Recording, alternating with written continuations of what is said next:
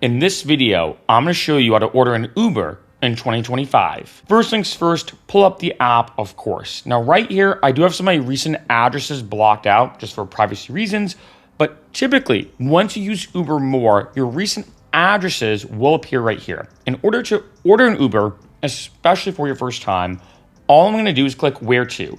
Now at this point, I'm just going to type in my address. So let's say I want to go to Grain Whiskey Bar, for example, a great bar here in Los Angeles. I'm going to type in Grain, and I can either search by the business, so right now I'm searching Grain Whiskey Bar, it's right there, or I can type in the actual address. So in this case, it's 119 Culver Boulevard. I can just do 119 Culver Boulevard, and then boom, it's right there. So keep in mind, you can either A, type in the actual business, the restaurant, the venue, wherever you're going, or B, type in the actual address. I'm going to click Grain. Now, once I do, it's going to show me the exact route. Now, I'm seeing how much this is going to cost, as you can see, when it comes to picking me up at my current location, and then going from that to Grain Whiskey Bar. I have a few different options when it comes to Ubers. Now, one thing I do want to say, I'm going to go back real quick.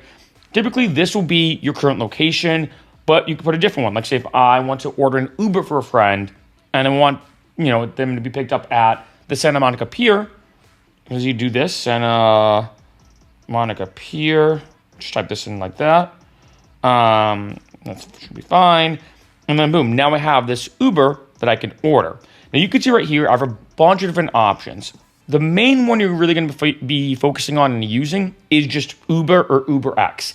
I don't know why they put the extra X there, to be honest, but tomato, tomato. UberX is basically ordering a normal or a regular Uber.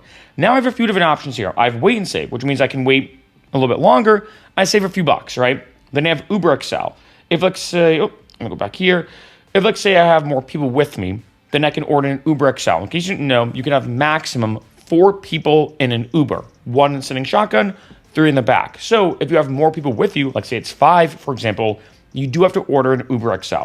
Then I also have Uber Black. These are more luxury rides or black car rides. Then I have a car seat. If let's say I have a baby with me and I need a car seat.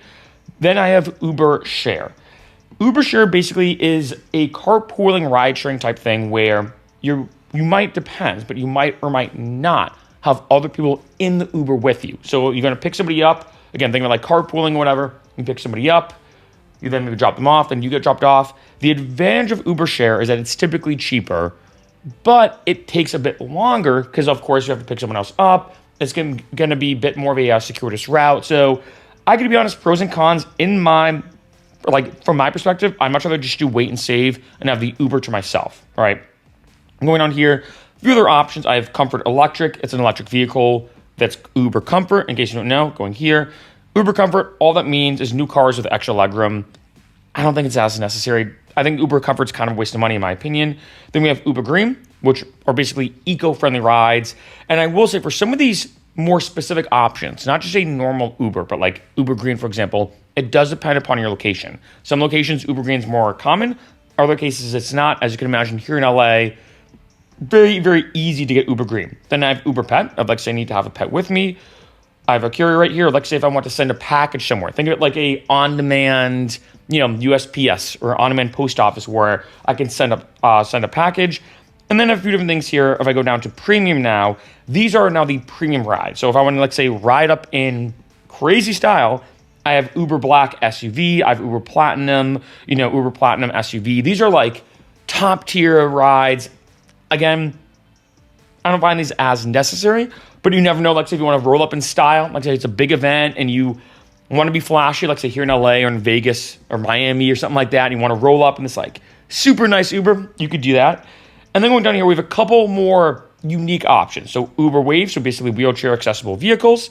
And we also have Uber Assist, which means the person helps you to and from your door when it comes to getting in the Uber to assist you when walking and when moving. So in this case, let's say I'm just going to order a normal Uber. I then have to do a payment method right down here. So right now I'm using Apple Pay, but you could see that I can add a payment method. When I go to add a payment method, I can either do a gift card, Venmo, Klarna, not sure what that is exactly, to be honest, S3 healthcare benefits, PayPal, bank account, and then lastly, and I think for most people, credit or debit card. So I can enter in my credit card information right here.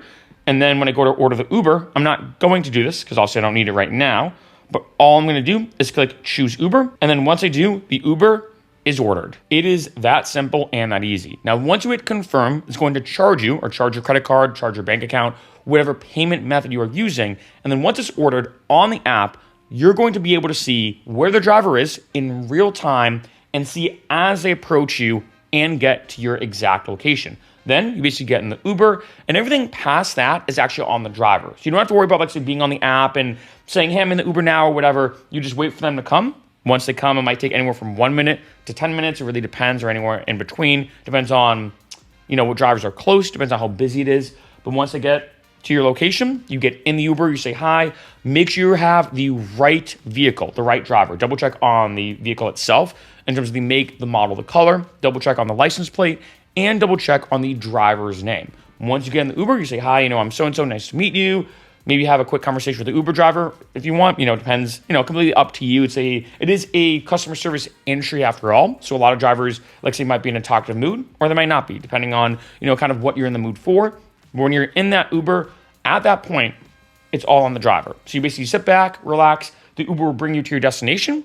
And then once you get brought to your destination, the Uber driver will end the ride themselves. So the Uber driver themselves starts the ride once you get in the vehicle and ends the ride once you exit the vehicle.